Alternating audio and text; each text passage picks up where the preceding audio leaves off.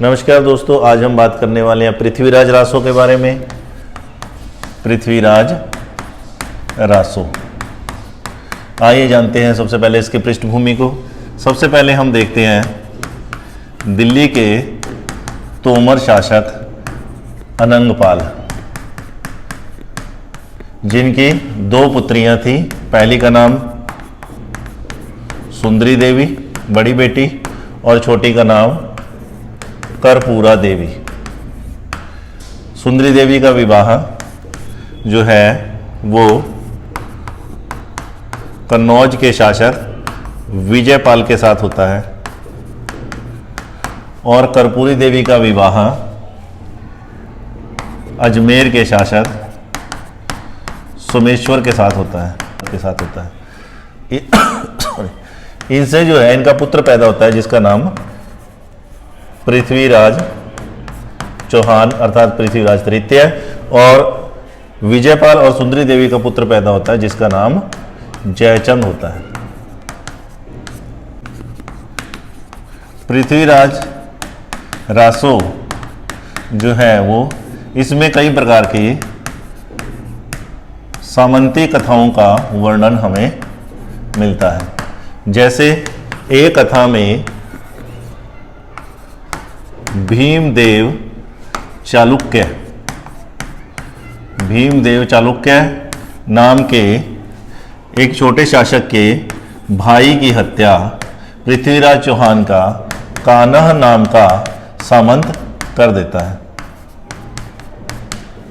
यह हत्या क्यों की जाती है? क्योंकि वो अपनी मूंछों पर हाथ रखता है। मूंछों पर हाथ रखने के कारण कान्हा नाम का सामंत इसकी हत्या कर देता है, भीमदेव चालुक्य के भाई की। इसके कारण जो है वो ये पृथ्वीराज से अपना विरोध दर्ज करवाता है, और बाद में जो है इसी के बाद पृथ्वीराज कान्हा को अपनी आंखें ढकने का आदेश देता है। भीमदेव अपनी पत्नी मंदोदरी की छोटी बहन इच्छवी से विवाह करना चाहता है, लेकिन इच्छवी के पिता व भाई उसका विवाह जो है वो भीमदेव से करने से मना कर देते हैं, बल्कि वो उसका विवाह पृथ्वीराज से तय कर देते हैं, जिसके कारण दोनों में शत्रुता बढ़ जाती है, भीमदेव और पृथ्वीराज में। उसके बाद दोनों में जो है इस बात को लेकर संघर्ष होता है, और इस संघर्ष में पृथ्वीराज जो है वो विजयी हो जाते हैं, युद्ध जीत जाते हैं, और इच्छवी का विवाह जो है वो पृथ्वीराज चौहान के साथ हो जाता है। एक अन्य कथा शशिवृत्ता नाम की महिला की है, जिसे एक हंस पृथ्वीराज के बारे में बताता है, जिससे वह पृथ्वीराज पर मोहित हो जाती है। लेकिन जयचंद भी इससे विवाह करना चाहता है, तो इस वजह से शशिवृत्ता नाम की महिला की वजह से जयचंद और पृथ्वीराज में जो है वो आपस में शत्रुता बढ़ जाती है। जयचंद की पुत्री संयोगिता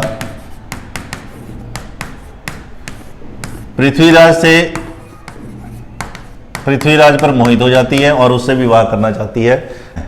विभिन्न ज्योतिषियों एवं हितैषियों के मना करने पर भी पृथ्वीराज जो है वो संयोगिता से मिलते हैं, और गंगा के किनारे पर जो है दोनों की मुलाकात होती है, और पृथ्वीराज उसे घोड़े पर बैठाकर अजमेर ले आता है। जयचंद उसका पीछा करता है, और इस युद्ध में जो है भयंकर युद्ध में पृथ्वीराज के कई वीर सैनिक जो है वो शहीद हो जाते हैं। अंत में जयचंद भी खुद दहेज भेजकर इस विवाह को स्वीकृति दे देता है। अब इसके बाद इच्छवी और संयोगिता दोनों आपस में एक दूसरे से ईर्ष्या करने लगती हैं। बाद में जो है दोनों में सुलह हो जाती है, और इस प्रकार जो है वो पृथ्वीराज भोग विलास में अपना जीवन व्यतीत करने लगते हैं। इसी दौरान गौरी, जो कि पृथ्वीराज चौहान से हार चुका होता है पहले, वह पूरी तैयारी के साथ दोबारा हमला कर देता है। चंद्रबरदाई को जब यह पता चलता है तो वह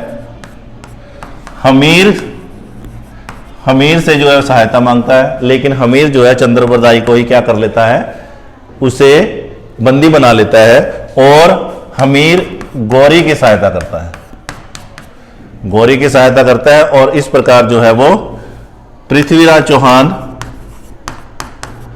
व गौरी के बीच में युद्ध होता है, जिसमें गौरी की विजय होती है और वो उसे बंदी बनाकर गजनी ले जाता है, गजनी ले जाकर उसे कैद कर देता है। पृथ्वीराज चौहान की आंखें निकाल लेता है, आंखें निकाल देता है। और उधर जो है चंद्रबरदाई को जब यह सूचना मिलती है तो वह 2.5 महीने में पृथ्वीराज रासों की रचना करता है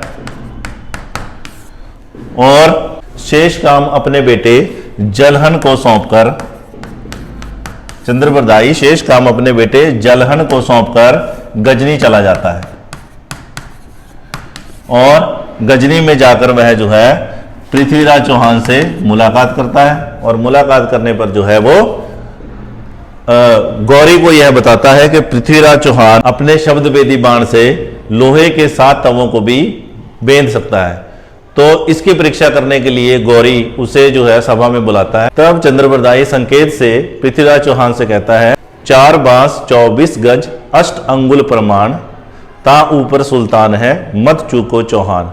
तो इस प्रकार जो है पृथ्वीराज बाण चला देता है और इस प्रकार जो है गौरी की हत्या कर देता है। अंत में चंद्रबरदाई और पृथ्वीराज चौहान दोनों एक दूसरे को तलवार से मारकर शहीद कर देते हैं। इस प्रकार इस कहानी का समापन होता है।